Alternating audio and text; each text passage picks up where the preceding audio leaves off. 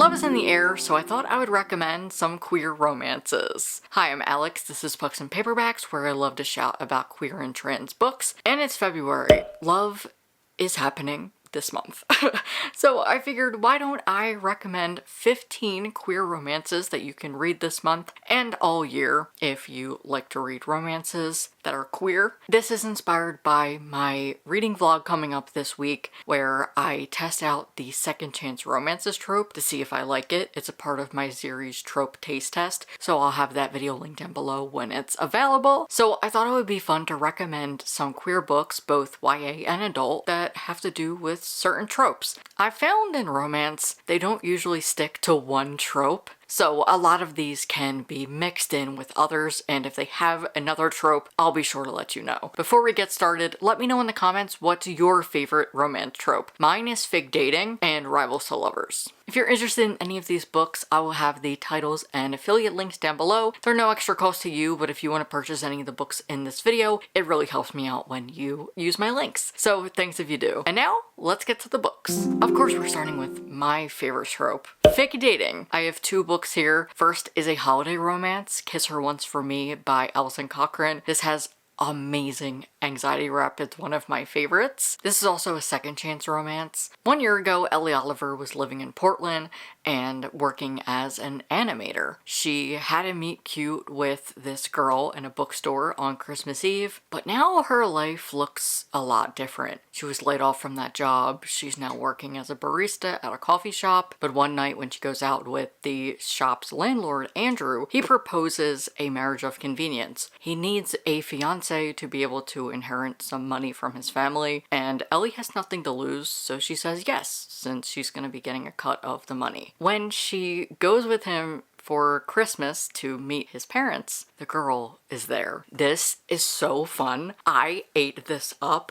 I read it so quickly, so if you're looking for a quick romance with great anxiety rep, familial dynamics, messy things, there's a big trigger warning for emotional abuse from a parent. I just love this so much. It means a lot to me, and if you haven't read it already and maybe you're craving a holiday romance, highly recommend this one. The majority of these books I have read, but I wanted to switch it up a little bit and also share things on my TBR, including Meet Cute Diary by Emery Lee. He's one of my favorite authors. We're following Noah Ramirez, who runs a popular blog, Meet Cute Diary, about trans couples who get together. But there's one problem. None of those stories are real. When a troll exposes that the Meet Cute Diaries are fiction, Noah is scrambling. He wants people to believe him that these are real, so that trans people know that they deserve love and can find love. In comes Drew, who agrees to fake date in order to save the blog. This sounds so cute, and maybe I'll be able to fit it into my TBR this month. Another fake dating book I'm looking forward to reading is Honey and Ishu's Guide to Fake Dating by Adiba Jagadar. Honey Khan has it all until she comes out as bisexual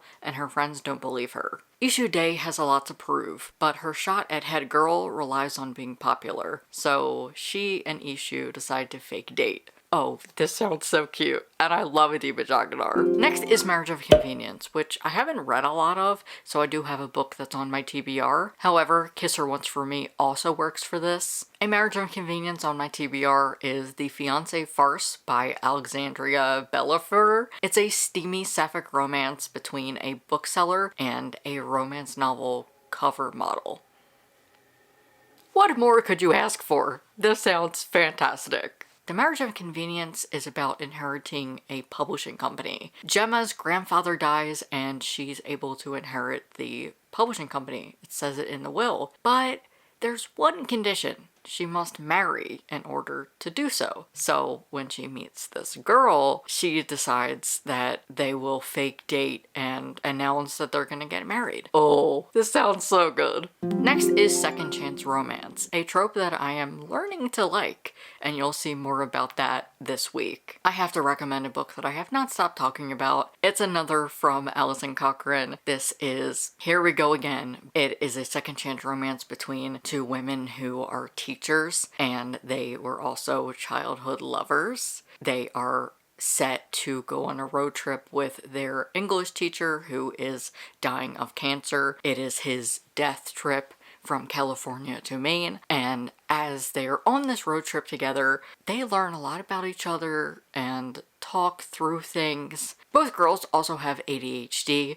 Alison Cochrane talks a lot about mental health and disability in her books, which I love. But this was so good, and it had me sobbing. So if you need a tearjerker, I highly recommend this. But also because it talks a lot about queer elders, and both girls really work on themselves. Oh, I loved it so much. And I have a novella, Once Ghosted, Twice Shy by Alyssa Cole. This is about two women who did go on a date together, but the other ghosted, and they end up running into each other and are able to healthily talk through why that happened. If you want a short book, but one with a healthy relationship, I loved this. Next is a trope that I personally love, but I feel like I don't read enough from. This is Grumpy Sunshine. Definitely leave some recs down below for me. But speaking of disability rep, I have to recommend The Queer Principles of Kit Webb by Cat Sebastian. This is a historical romance. There's a heist, and we have a grumpy sunshine dynamic. One character is super grumpy, the other is a cinnamon roll. Their banter is so funny,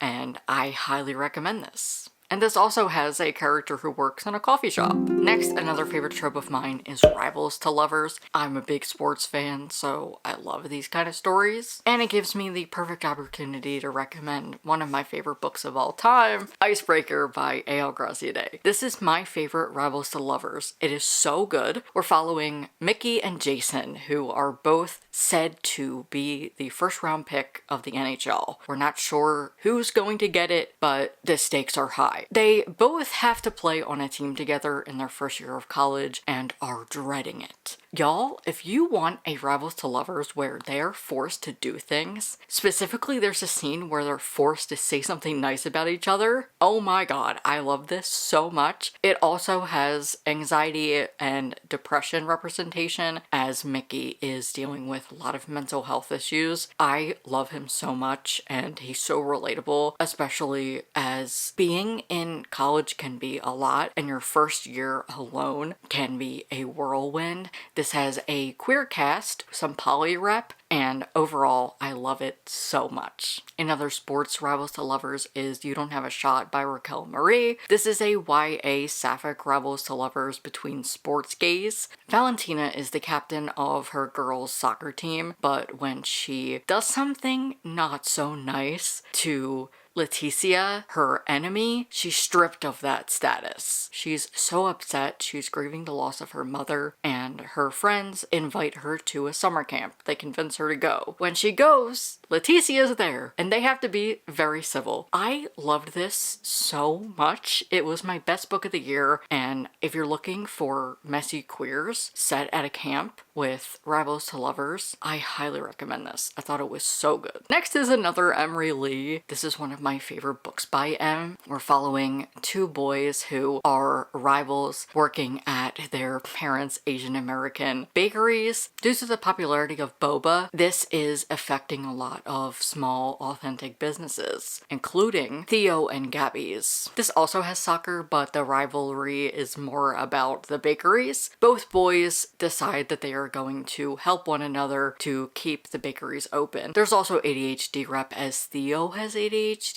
I love this book so much because the rivals to lovers is so real, but I also just love these characters. They're so complex, and I appreciate that Gabby is a character who can't come out because of the circumstances at his house and his family's ideas. I love this so much, and I recommend it all the time because I need more people to read it. Next is Enemies to Lovers. I have a few books for this, starting with Playing for Keeps by Jennifer Dugan. This is about two girls in baseball. One is an umpire, the other is a pitcher. It is so messy. It talks about grief, we also have some pressure as an athlete. I love these girls so much. And again, if you're looking for some messy queers, this is such a good one. Another favorite that I haven't mentioned in a while is The Feeling of Falling in Love by Mason Deaver. This is a fake dating, enemies to lovers, only one bed, and grumpy sunshine. It has like everything.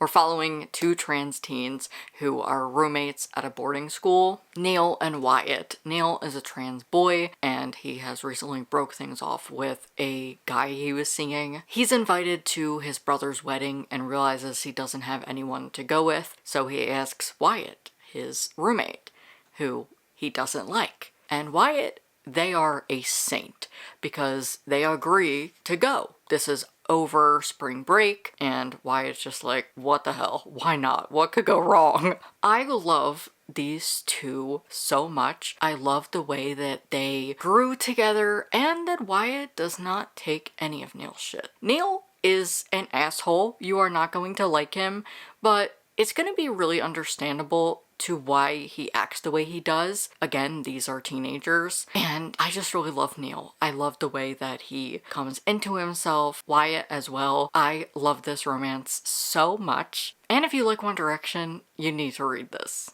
Next is Highly Suspicious and Unfairly Cute by Talia Hibbert. This has childhood friends to enemies to lovers, forced proximity. It has a lot. We're following Bradley and Celine, who were childhood friends, but since something happened, Celine does not want to be associated with Bradley in any shape or form. However, when he accidentally injures her, he is begging for forgiveness and is going to do anything he can to gain her trust back. Bradley also has OCD, and this has bisexual rep. We are mainly set at this survival camp that Celine wanted to go to, and Bradley joins her. Y'all, again, if you like books where the characters are forced together to figure out what they're going to do and just to mend things, that's exactly what this is. But Celine, she does not forgive easily. And last for this trope is a book I recently read and loved, How to Excavate a Heart by Jake Maya Arlo. This is another YA. We're following two messy girls during winter. This is specifically set during Christmas and Hanukkah, however, it's not a Christmas book. It's a winter holiday romance. So we're following two girls, May and Shawnee. When Shawnee gets an acceptance to an internship at the Smithsonian for the winter, she goes to Washington, D.C. to live with her Aunt Bee for a while until the internship is done. While she's in the car with her mother and they're on the way to Washington, D.C. from New York, they almost hit a girl, and that girl is May. They end up meeting again, and they are complex. They have a lot going on. Shawnee is discovering more about herself from a previous relationship she was in. Content warning for mention and allusions to sexual assault. These are two nerdy girls who confide in each other, but they don't make things easy. May loves weather, like her dad, who is a famous meteorologist in town, and Shawnee loves fossils and paleontology, hence the fact she's at the Smithsonian for an internship. Both girls are messy and nerdy, and I love them a whole lot. This also has some forced proximity, as there's a scene where they are snowed in. We're coming down to the wire here. Next is Academic Rivals. I have a couple of things for this. In my trope taste test a couple years ago, I tested this trope, so I'll link that video down below as well. I have two books that I read from that video that I really enjoyed that are queer. First is I Kissed Shara Wheeler by Casey McQuiston. This is a great book if you enjoyed Paper Towns. That's one of my favorite John Green books. We're following Chloe Green, who is so close to winning valedictorian at her Christian academy, but there's one person that is in her way. Shara Wheeler, who is the daughter of the principal, and everybody knows she's probably going to get it. So one night, she kisses Shara. They're up to things and they kiss. But the next day, Shara's not there. And so Chloe's like, okay, sweet, I'm gonna make it. I'm gonna get valedictorian. But then the other half of her is like, where did she go? What is happening? That's why I comp it as Paper Towns, because Chloe and a few other characters are on a mission to find out where she is. And another academic rivals is Everyone Hates Kelsey Miller by Meredith Ireland. This has forced proximity as these two characters who are academic rivals are stuck in a car road tripping from New York to Pennsylvania to go to the University of Penn. There's no one Kelsey Miller hates more than Eric Mulvaney Ortiz. He's football captain, homecoming king, and her arch academic rival at their prep school. When she's at a party, she runs into Eric, who mentions that his girlfriend, Jessica, recently ghosted him. Popping in here for a second because I forgot to mention that Kelsey has been ghosted by her best friend, Brianna, who Eric used to date. So they decide that they will road trip to the University of Penn because that's where Jessica goes and that's where Brianna currently is, as she's on a tour with her mother for college. So the two embark on a road trip, stuck in a car from New York to Pennsylvania to figure out what the heck is going on with these girls. If you like academic rivals, I thought this was really fun, especially because I'm a sucker for putting two characters in a car together and forcing them to talk about their problems. Oh, this was so good and definitely underrated. And last, I'm going to end with forced proximity. I've mentioned a bunch of forced proximity books in this video. I really like that trope, but I need to recommend a book that I have not stopped thinking about. This is another YA. It's a sci-fi thriller called The Darkness Outside Us by Elliot Schreifer. We follow two boys, Kodak and Ambrose, who are both stuck on a spaceship, but they've been in a coma, so they don't know why they're there. The ship's operating system is the voice of Ambrose's mother, who tells them that they're on this ship to help his sister, Minerva, and go save her. But shit starts to get a little weird as they find out more truths and lies. Oh my god, this was so fun, and I have not shut up about this book because it is so fun. It's a sci-fi thriller, and you'll just never know what's happening while you're reading this. What you think is not it. I read this for a vlog, and the reactions were so pure because this book will fuck you up. Just psychologically, because you're like, what is happening here? Trust me, you'll never expect it. I'll link that vlog down below as well. And those are my 15 queer romances based on specific tropes. If you enjoyed this video, give it a like and let me know in the comments what your favorite romance trope is. And if you have any recommendations, let's fill the comments with more, because who doesn't need more queer romance recs? I sure do. I need more, so let's talk in the comments. Thanks for watching. If you want to support this channel further, I have a Patreon. Thank you to my top patrons for their support. The link is down below. If you want to watch more and you're new here, hi, I'm Alex. This is Pucks and Paperbacks, where I love to shout about queer and trans books, so I will share another video here and you can subscribe there. Thanks again for watching. I hope you're doing well and taking care of yourself, and I hope to see you in my next video very soon. Bye.